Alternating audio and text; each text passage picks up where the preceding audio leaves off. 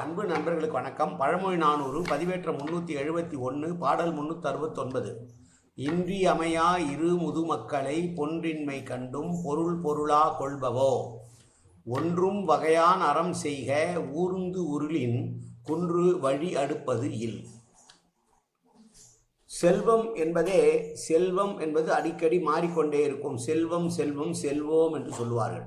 ஒரு இடத்திலே நிலைத்து நிற்கக்கூடியதல்ல செல்வம், அது நிலையாமையை குறிக்கக்கூடியது. செல்வத்திற்கு மட்டும் நிலையாமை கிடையாது, செல்வத்தை கையாளுகிற மனிதர்களுக்கும் நிலையாமை உண்டு. ஏனென்றால் இவர்கள் நிலைத்து இந்த உலகத்திலே வாழப்போவது கிடையாது.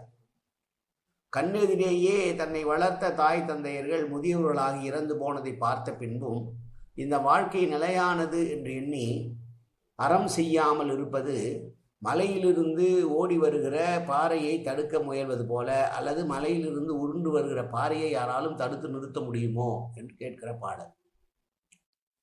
வாழ்க்கை என்பது நிலையில்லாதது. நேற்று இருந்தான் இன்று இல்லை என்பதுதான் இந்த உலகத்தின் சிறப்பு என்று சொல்வார்கள். உலகத்தினுடைய சிறப்பே நேற்று இருந்தான் இன்றைக்கு இல்லை என்று சொல்லக்கூடிய அளவுக்கு நிலையாமையை கொண்டதாக இருக்கும் பொழுது, கண்ணெதிரே பல பேர் நம் முன்னால் மாள்வதை பார்க்கிறோம். நமக்கு வேண்டியவர்கள் மாள்வதை எல்லாம் பார்க்கிற பொழுது செல்வத்தை மட்டும் வைத்துக்கொண்டு எதையும் சாதித்து விட முடியாது. எனவே செல்வத்தை கொண்டு அது நம்மை விட்டு நீங்குவதற்கு முன்னால் அறவழிகளிலே செலவு செய்து மறுமைக்கு வழி தேடிக்கொள்ள வேண்டும் என்று உணர்த்துகிற பாடல் இந்த பாடல். மீண்டும் ஒரு முறை பாடலை பார்ப்போம்.